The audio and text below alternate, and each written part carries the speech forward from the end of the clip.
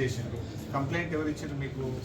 ఒక కార్మికుడి పిల్లవాడు కంప్లైంట్ ఇచ్చాడు. ఇది ఎఫ్ఐఆర్ కాపీ.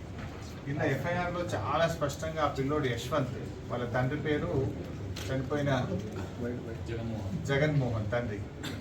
అందులో ఏం రాసింది అబ్బాయి అంటే, అందులో కంపెనీ ఈ సిగాచి కంపెనీలో పాతబడిన మెషినరీ ఉండడంతో ప్రమాదం సంభవిస్తుందని ఎన్నోసార్లు మా నాన్న మరియు అదే కంపెనీలో పనిచేస్తున్న వర్కర్లు కంపెనీ మేనేజ్మెంట్కు చెప్పడం జరిగింది. అయినను మేనేజ్మెంట్ ఉద్దేశపూర్వకంగా కావాలని అదే పాతబడిన మిషనరీలతో పని చేయించారు. ఇలాగా పనిచేస్తే చాలా ప్రాణ నష్టం జరుగుతుందని మరియు తీవ్రమైన హాని కలిగే అవకాశం ఉందని మా కుటుంబ సభ్యులతో నాన్న చెప్పి బాధపడేవారు. ఈ కంపెనీ పేలుడు సంభవించి మా నాన్నతో పాటు చాలామంది చనిపోయారు. అంటే ఇంతవరకు మీరు కంపెనీ మీద కేసు పెట్టి కంపెనీ వాడిని ఒక్కరిని అరెస్ట్ చేయాలి.